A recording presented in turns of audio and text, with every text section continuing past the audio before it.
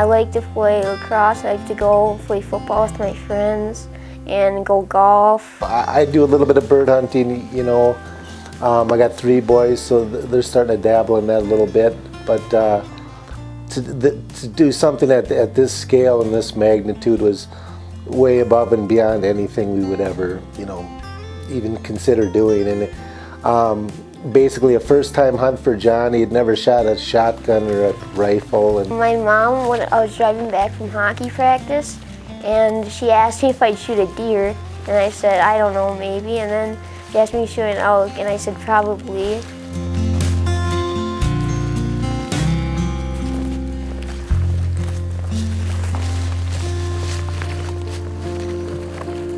He was diagnosed with stage 4 neuroblastoma at 5.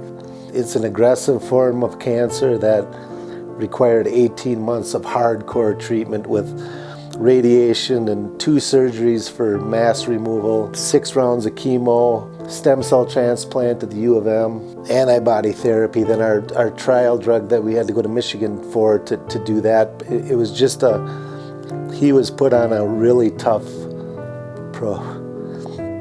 program. I remember the hockey season was starting and I couldn't play because I was sick. And the hardest part was chemo because I was really weak. They take those kids so low, it just turned our family upside down. I remember I had to get a feeding tube and I couldn't eat a lot of food. And I didn't weigh as much as I did. I only weighed, our goal was to weigh 40 pounds. We are so beyond that now, and on the other side, it's just fantastic.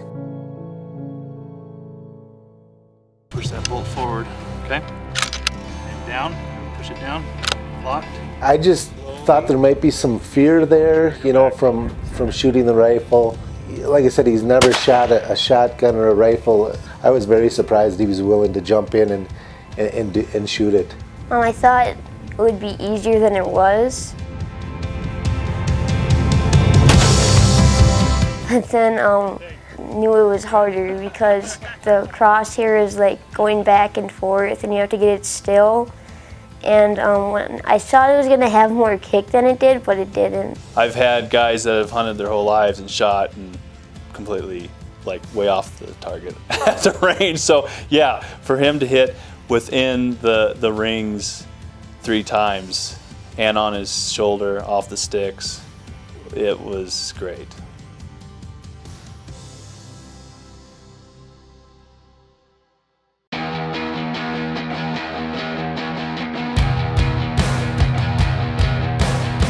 The first morning was just kind of getting a feel for the elk, where they're at, what's going on. Kind of get an idea of how well Johnny was going to do. We walked 8 miles the first day, and I'm not used to walking that much.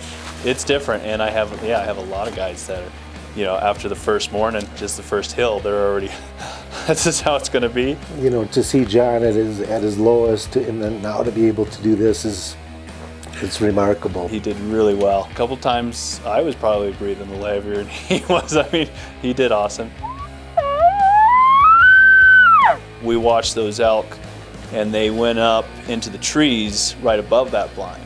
And I watched a lot of them bed down up in there. And so my thoughts were, okay, this is gonna be pretty good for tonight. The blind's right below them. They're gonna come right back out to the grass and sagebrush and feed.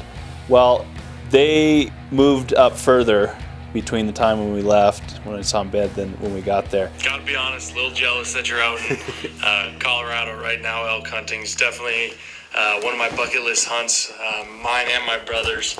And you know, it's cool that you get to experience it. But most importantly, I hope you get to grow in your relationship with Christ over this trip. I know for me, you know, being in the outdoors, I definitely get to experience, you know, God's creation and see his handiwork and see his creativity firsthand. It just gives me appreciation for the Lord and all of his creation. Driving up through there was a few down below us, so we just kept walking down the road till we could get on them. But I think, you know, just a little too much movement, a little too much noise, and so they veered off down into the creek. So after we lost sight of them, getting down onto the edge of the creek, and they were on the other hillside, but it was 300 yards. So trying to get around them, that's when the adventure really began. I thought that I could have had the chance to at least shoot at one because I thought we were close enough. If you wound an animal here and we don't find that animal, you're done hunting. So I wanted to make sure, get a nice clean, steady shot. So that's when we started following them up and up and up. it was get to the point where it's like, man, we're way up here. I thought that we were just gonna walk up and there was not gonna be any elk there. But then when I saw it, I knew that it was all worth it walking up the mountain. They were 160 yards from us, you know, and then some of the cows would look towards us, but, you know, we were hunkered down pretty good, not moving, that they didn't catch us. So we were just waiting for that bull to come out.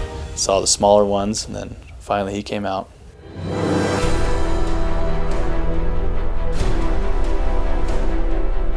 When I had it in my scope, I started shaking, so the crosshair was going back and forth.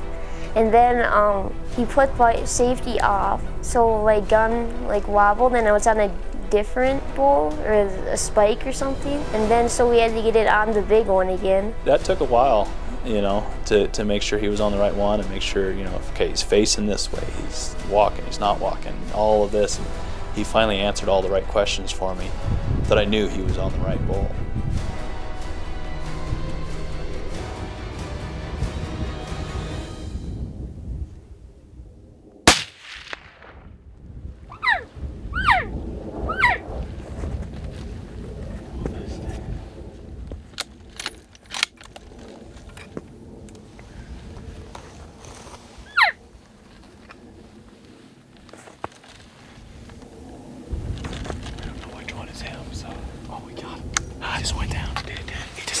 I knew I hit one of them. I didn't know what one I hit. I knew he hit when, as soon as he pulled, you listen for that whack when it, you know, when it hits hide. I looked down, we're loading another round in to the rifle, and then that's when he went down.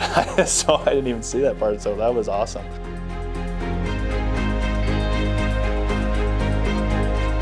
When I walked up to it, I realized how big it really was, because when you're looking at it, it doesn't look as big, but when you go up to it, it's ginormous.